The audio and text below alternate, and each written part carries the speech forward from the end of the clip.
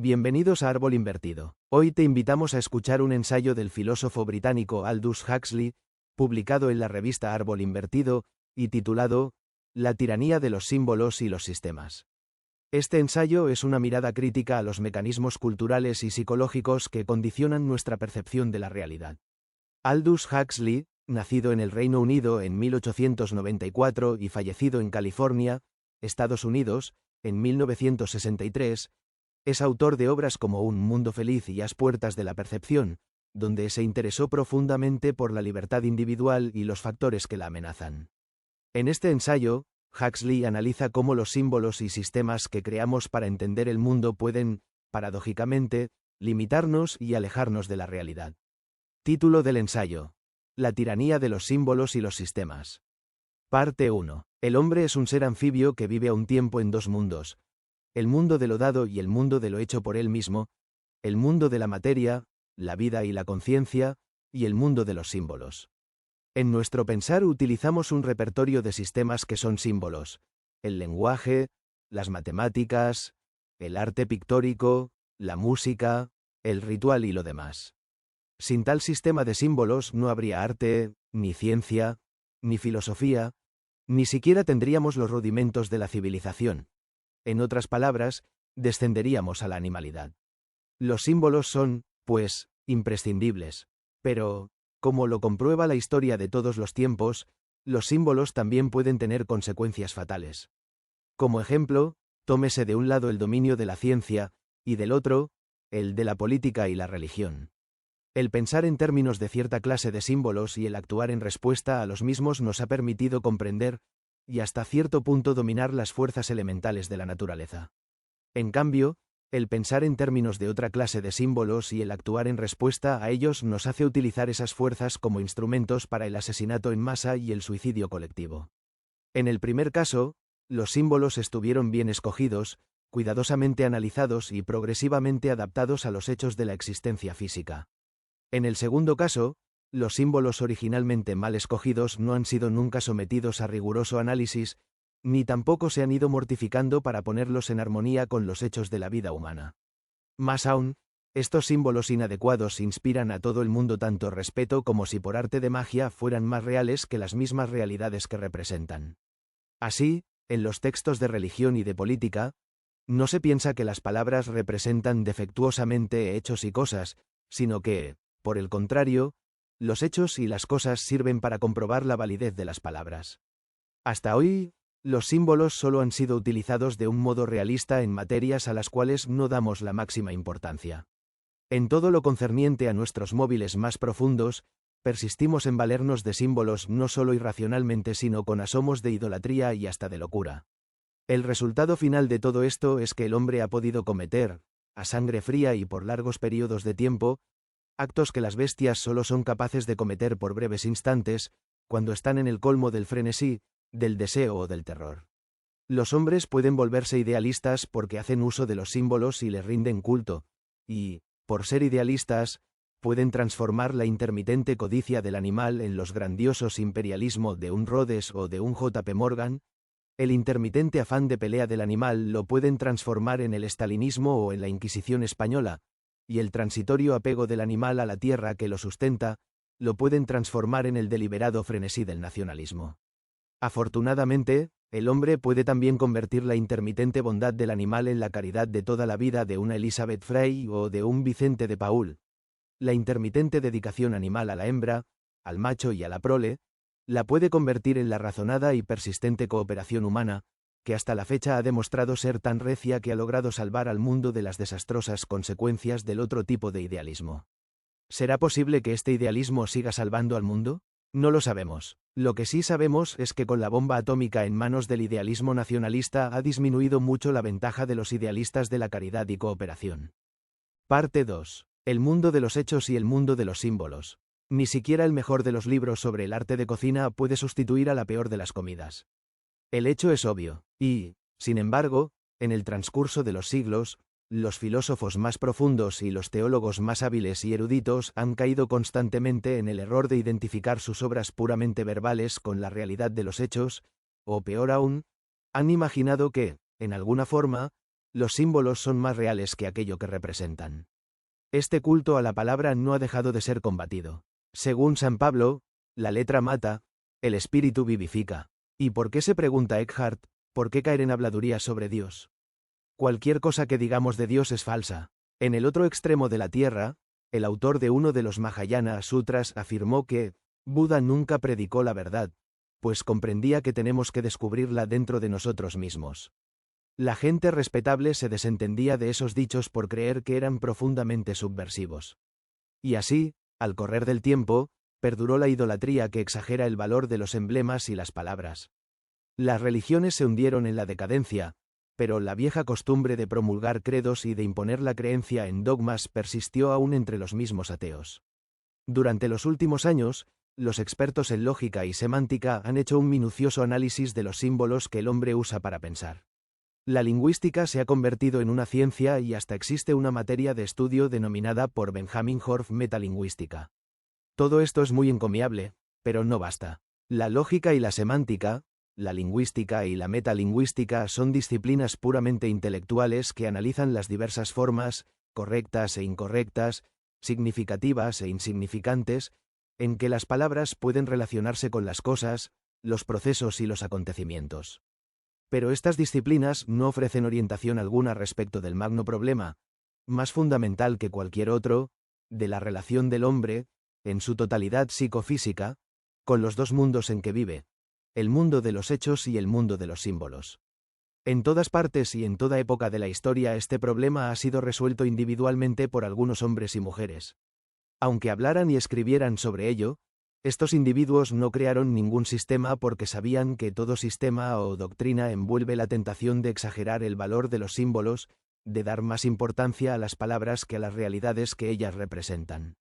Su propósito nunca fue el de ofrecer explicaciones preconcebidas ni panaceas, sino invitar a la gente a hacer el diagnóstico y el tratamiento de sus propios males, lograr que vayan al lugar donde el problema del hombre y su solución se presentan directamente a la experiencia. Parte 3. La libertad primera y última, de Krishnamurti. En La libertad primera y última, que contiene selecciones de escritos y alocuciones de Jiddu Krishnamurti, el lector hallará una clara exposición contemporánea del problema humano fundamental y una incitación a resolverlo en la única forma en que puede resolverse, resolviéndolo cada individuo por sí y para sí mismo. Las soluciones colectivas, en que muchos ponen desesperadamente su fe, son siempre soluciones inadecuadas. Para comprender la confusión y la desdicha que hay dentro de nosotros, y por lo tanto en el mundo, hemos de comenzar por hallar claridad dentro de nosotros mismos, y esa claridad surge del recto pensar.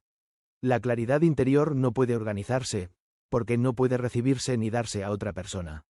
El pensamiento que se organiza colectivamente es una mera repetición. La claridad no es resultado de la afirmación verbal, sino de la comprensión de uno mismo y del recto pensar. A la rectitud del pensamiento no se llega por el mero cultivo del intelecto, ni por la imitación de modelos, aunque estos sean dignos y nobles.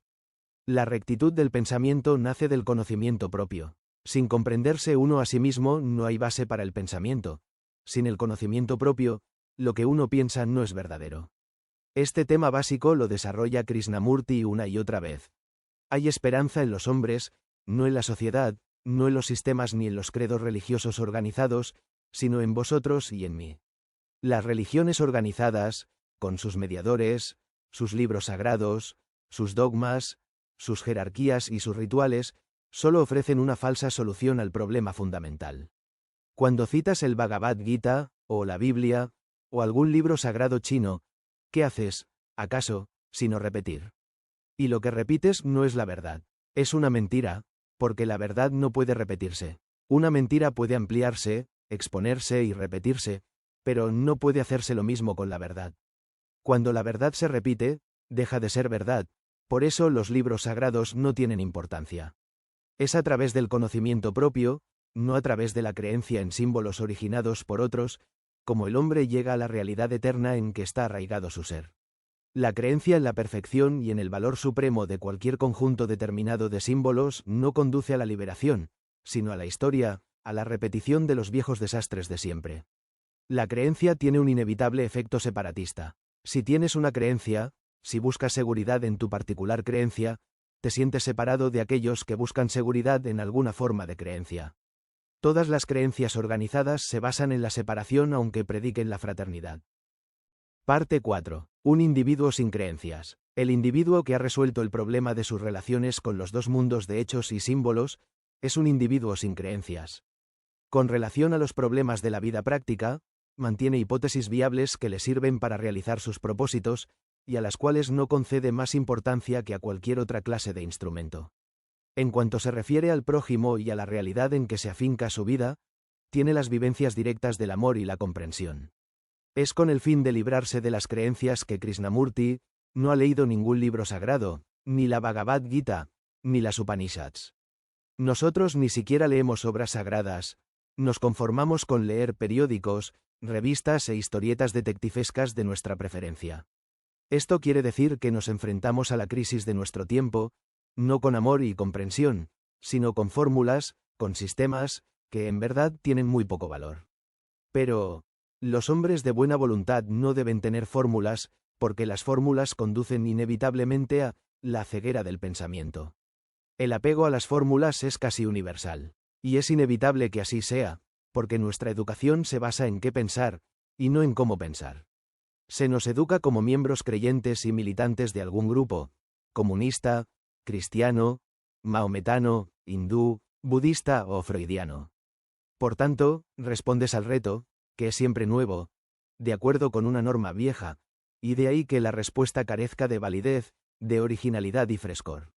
Si respondes como católico o como comunista, estás respondiendo no es verdad, de acuerdo con el pensamiento condicionado. En consecuencia, tu respuesta no tiene sentido. Y no es el hindú, el musulmán, el budista, el cristiano quienes han creado este problema. Así como la nueva religión es el culto del Estado, la vieja religión era el culto de una idea. Si respondes a un reto según el viejo condicionamiento, tu respuesta no te permitirá comprender el nuevo reto.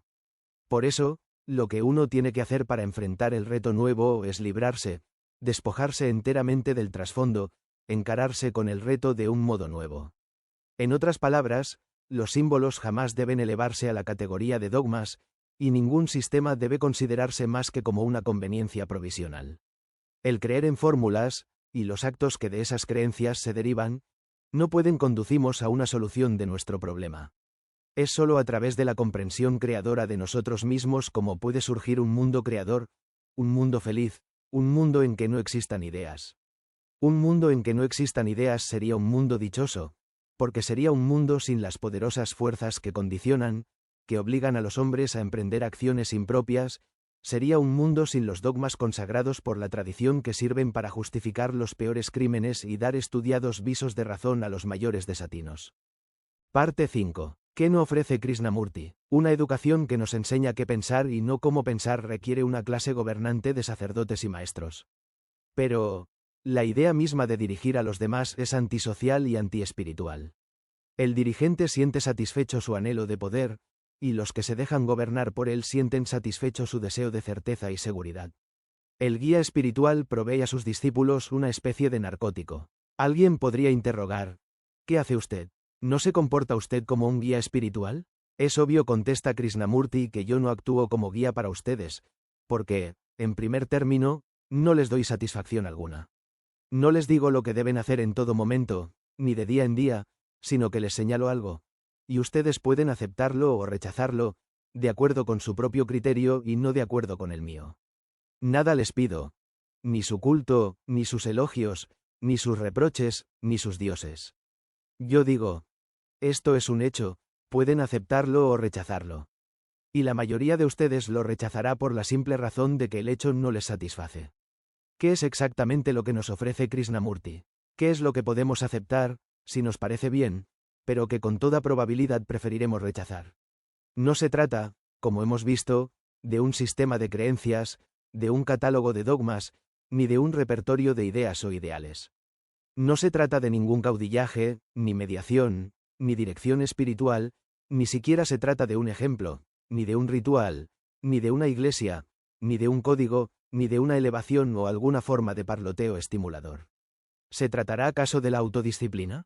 Tampoco, pues es la cruda realidad que la autodisciplina no sirve en absoluto para resolver nuestro problema. Para hallar la solución, la mente ha de abrirse a la realidad, ha de enfrentarse con los hechos del mundo exterior y del mundo interior, sin ideas preconcebidas ni limitaciones de ninguna especie. El servicio a Dios es la libertad perfecta, y, a la inversa, la libertad perfecta es el servicio a Dios. Al someterse a la disciplina, la mente no experimenta ningún cambio radical. Es el mismo yo de antes, pero maniatado, mantenido bajo dominio. La autodisciplina figura en la lista de cosas que Krishnamurti no nos ofrece. ¿No ofrecerá él la creación? Contestamos otra vez con la negativa. La creación te puede traer lo que buscas, pero la respuesta puede venir de tu inconsciente, o del depósito de todos tus deseos. La respuesta no es la voz apacible de Dios. Veamos, continúa Krishnamurti, lo que sucede cuando rezas. Mediante la repetición constante de ciertas palabras, y dominando tu pensamiento, la mente se aquieta, ¿no es verdad? Por lo menos la mente consciente se aquieta. Arrodillado, como lo hacen los cristianos, o sentado, como lo hacen los hindúes, a través de tanta repetición la mente del que ora se aquieta. En esa quietud brota la insinuación de algo que has pedido, que puede venir de lo inconsciente, o que puede ser la respuesta de tus recuerdos. Pero, ciertamente, eso no es la voz de la realidad, pues la voz de la realidad debe venir a ti. A ella no se le puede apelar, no se le puede orar. No puedes seducirla para que venga a tu pequeña jaula practicando el puja, el vayan y otras cosas por el estilo, ni haciendo ofrendas florales, ni ceremonias propiciatorias, ni olvidándote de ti mismo, ni emulando a otros. Una vez que se aprende el truco de aquietar la mente por la repetición de ciertas palabras, y de recibir insinuaciones en medio de esa quietud, surge el peligro a menos que estés en vigilancia muy alerta para averiguar el origen de tales insinuaciones de que quedes atrapado y la oración se convierta entonces en sustituto de la búsqueda de la verdad. Lo que pides lo obtendrás, pero eso no será la verdad. Si deseas, si pides, recibirás, pero a la larga tendrás que pagar su precio. De la oración pasamos al yoga, otra de las cosas que no nos ofrece Krishnamurti. Porque el yoga es concentración, y la concentración es exclusión. Eriges un muro de resistencia por la concentración en un pensamiento que has escogido, y tratas de mantener alejados los demás pensamientos. Lo que comúnmente se llama meditación es el mero cultivo de la resistencia, de la concentración exclusiva en una idea que has escogido. Pero, ¿cómo haces la selección? ¿Qué te hace pensar que algo sea bueno, verdadero, noble, y lo demás no lo sea? Es claro que la opción se basa en el placer, en la recompensa o en el éxito, o es meramente una respuesta del propio condicionamiento o de la tradición. ¿Por qué escoges algo? ¿Por qué no examinas cada pensamiento? Si sientes interés por muchas cosas, ¿por qué razón escoges una de ellas? ¿Por qué no investigas todo lo que te interesa? En lugar de crear resistencia por la concentración en un interés o en una idea, ¿por qué no estudias cada interés y cada idea a medida que surgen? Después de todo, tienes muchos intereses, muchos disfraces, conscientes e inconscientes. ¿Por qué prefieres uno y desechas los demás, si al oponerte a estos creas la resistencia, la lucha y el conflicto? Mientras que si examinas todo pensamiento en el instante en que surge todo pensamiento, he dicho, y no algunos pensamientos, entonces no hay exclusión. En verdad es una tarea ardua investigar cada uno de nuestros pensamientos. Porque, mientras investigamos un pensamiento, se introduce otro inadvertidamente. Pero si uno se da cuenta cabal de este proceso y, sin deseo de justificar o dominar, se dedica a observar pasivamente un pensamiento, notará que no habrá la intromisión de ningún otro pensamiento. Esa intromisión de otros pensamientos solo ocurre cuando censuras, comparas, o prefieres. No juzgues para que no seas juzgado. Esta enseñanza del Evangelio es tan aplicable a nuestra propia vida como a nuestro trato con los demás. Cuando uno juzga, compara o condena, la mente no está abierta a la verdad, no puede estar libre de la tiranía de los símbolos y sistemas, no puede escapar al ambiente, ni al pasado. Ni la introspección con un fin predeterminado, ni el autoanálisis dentro de alguna norma tradicional, ni una serie de principios consagrados, pueden servirnos de ninguna ayuda. Parte 6. El proceso de liberación. Hay una espontaneidad trascendente en la vida, una realidad creadora, como la llama Krishnamurti, que se revela a uno cuando la mente se halla en estado de pasividad alerta, de captación pasiva sin opinión. El juicio y la comparación irremediablemente nos conducen a la dualidad. Solo la captación pasiva sin opción puede conducirnos a la no dualidad, a la reconciliación de los opuestos en una comprensión total, en un amor total. Ama et fac quod vis. Si amas puedes hacer lo que te plazca. Pero si comienzas haciendo lo que quieres, o lo que no quieres hacer, en obediencia a algún sistema, a nociones, ideales o prohibiciones tradicionales, jamás amarás. El proceso liberador ha de comenzar con la comprensión sin opción de lo que quieres, y de tus reacciones ante cualquier sistema de símbolos que te diga que debes o no debes querer eso. Mediante esta comprensión sin opción, a medida que penetra en los estratos profundos del ego y del subconsciente con él asociado, surgirán el amor y la mutua comprensión, pero estos serán de naturaleza muy distinta al amor y la mutua comprensión que nosotros conocemos. Esta comprensión sin opción en todo instante y en todas las circunstancias de la vida es la única meditación eficaz. Todas las otras formas de yoga conducen, ya sea a la ceguera del pensamiento que se deriva de la autodisciplina, o a alguna modalidad de arrobamiento provocado por autosugestión, es decir, a alguna forma de falso samadhi. La liberación auténtica es la libertad interior de la realidad creadora. No es una dádiva, ha de ser descubierta y vivenciada. No es una adquisición que has de retener para glorificarte a ti mismo. Es un estado de ser, como el silencio, en el que no hay devenir, en el que hay plenitud. Esta creatividad no tiene necesariamente que buscar expresión. No es un talento que requiera manifestación externa. No es necesario que seas un gran artista ni que tengas tu público. Si esto es lo que buscas, no comprenderás la realidad interior. No es un don, ni es resultado del talento. Este tesoro imperecedero solo se halla cuando el pensamiento se libra de la concupiscencia, de la mala voluntad y de la ignorancia, cuando el pensamiento se libra de lo mundano y del afán de continuidad personal. Ha de vivenciarse a través del recto pensar y la meditación. La autocomprensión sin opción nos lleva a la realidad creadora, que está debajo de todas nuestras ilusiones destructivas, nos lleva a la serena sabiduría que siempre está allí a pesar de la ignorancia, a pesar del conocimiento, que es meramente otra forma de la ignorancia. El conocimiento es cuestión de símbolos, y es, con demasiada frecuencia, un estorbo a la sabiduría, al descubrimiento de uno mismo de instante en instante. La mente que ha llegado a la quietud de la sabiduría, comprenderá el ser, comprenderá lo que es amar. El amor no es personal ni impersonal. El amor es amor, y la mente no puede definirlo ni describirlo como algo exclusivo ni inclusivo. El amor es su propia eternidad, es lo real, lo supremo, lo inconmensurable. Gracias por seguir y leer nuestra revista Árbol Invertido en las redes sociales y en la web www.arbolinvertido.com. Venimos de parte de la libertad de expresión y tenemos algo que contarte.